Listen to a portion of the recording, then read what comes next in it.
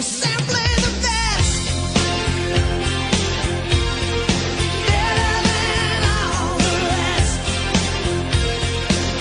Hello, welcome back to the channel, it's JPA here. In today's video I'm going to be discussing Rangers versus St Johnstone, which is happening at Ibrox tonight, 7:45 kick-off. Obviously it's not available on any mainstream channel. You're going to have to go through Rangers TV if you want to watch the game. Still not allowed fans in, of course. It's going to be an interesting one. St Johnstone didn't play last week because of this whole thing with Aberdeen's COVID situation, and I'll talk a wee bit more about that, because obviously it involves Celtic as well, which in turn involves us because they're our main rivals obviously. In terms of St Johnstone, when they were under Tommy Wright, they were very, very hard to break down. They were very compact at the back, hit you on the break with a lot of pace, but they're very well organised.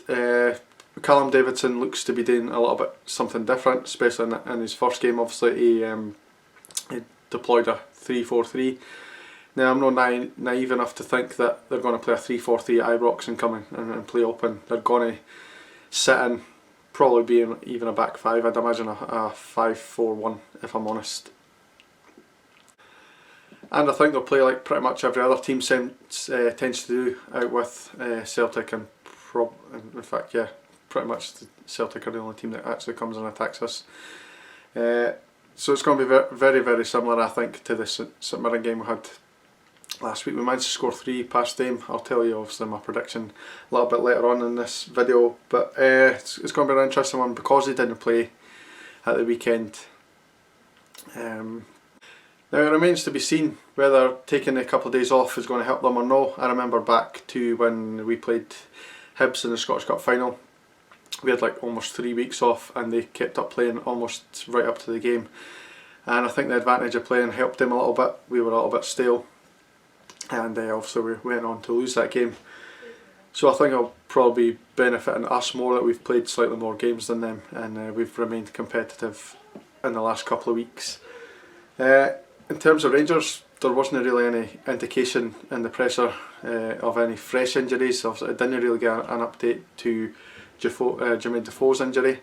It didn't give an update on Alan McGregor, whether he'll be back in the sticks or whether McLaughlin will continue that. What I did kind of get the impression of is that Balogun will start.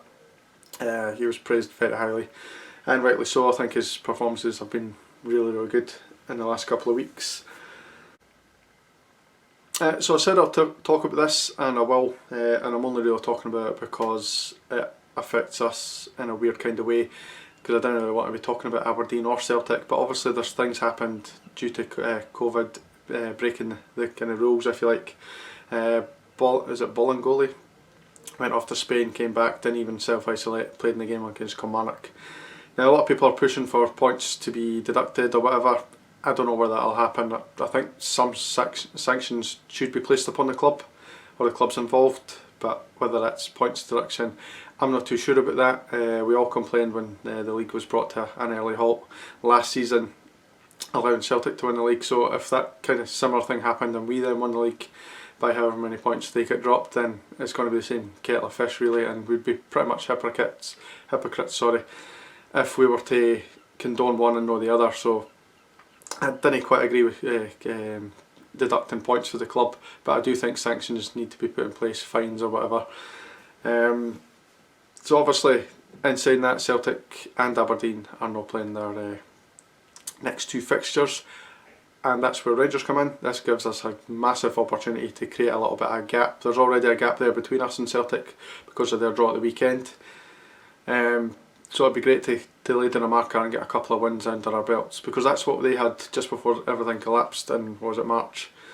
They had a 1 game advantage over us, and we just couldn't claw it back, and eventually the league got stopped.